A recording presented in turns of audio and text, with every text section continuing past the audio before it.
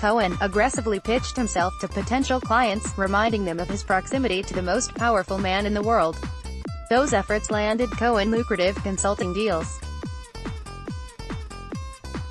New reporting this week revealed that, in the months following the 2016 election, Cohen received hundreds of thousands of dollars from powerful entities based in and outside of the United States. What's startling is the sums companies were willing to pay Cohen for his insights into the president-elect. Pharmaceutical giant Novartis doled out a whopping $1.2 million to Cohen.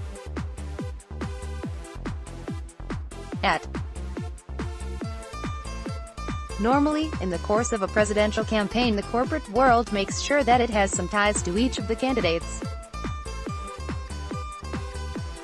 They have someone in their shop who is also a longtime friend or trusted advisor to the candidate. That doesn't mean that these big companies are in constant contact with the campaign or even have face-to-face conversations with the candidate or his or her inner circle. Think of it more of an insurance policy. The president, any president, has a profound impact on the corporate world.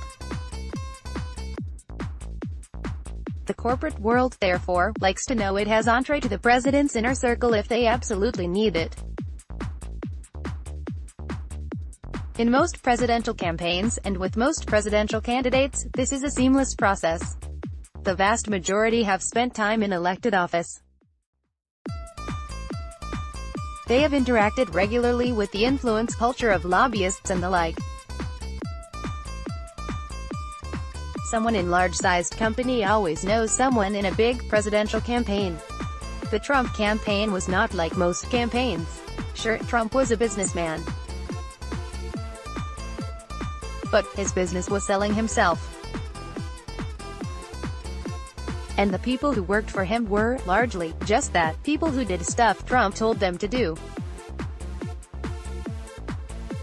His inner circle was very, very small and almost entirely composed of family members and a handful of slavishly devoted underlings like Cohen and Dan Scavino. That insularity made the number of people who could give you insight, into Trump very, very limited. But even then, the inner circle could have been worked for connections by corporate America.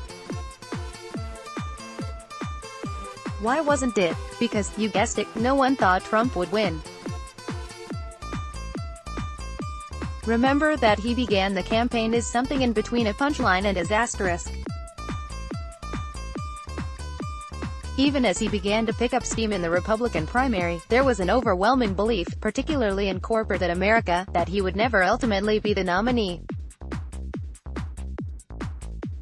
That disbelief continued into the general election, fueled by polls and punditry that suggested that the question was not whether Trump would lose but rather whether he would lose in a historically large way. Fast forward to 10 p.m. or so, on November 8, 2016, aka the moment it became clear that Trump not only might win but that he was likely to win. Cue panic for corporations who realized in that moment, and the days that followed, that they had zero knowledge of this president's views on subjects near and dear to their business and, even worse, they didn't have an obvious entry point to make sure he heard what they needed him to hear. Which brings us to Cohen, who, say what you will about him, sensed a business opportunity. His sales pitch, according to one GOP strategist familiar with it, was devastating in its transactional simplicity. I don't know who's been representing you, but you should fire them all. I'm the guy you should hire. I'm closest to the president. I'm his personal lawyer. In short, you don't know Trump. You need to. I can make that happen. And people paid. Because if they had the money and they wanted the insight, which is better read as access. Now, of course, they are apologizing. We made a mistake in entering into this agreement, said the Novartis CEO Vasant Narasimhan on Thursday. They did make a mistake, but it's not the one Narasimhan is apologizing for. The mistake was not taking Trump seriously, not believing he could win. Everything after that was trying to fix that original mistake. And Michael Cohen was simply an outgrowth of that desire to just fix it.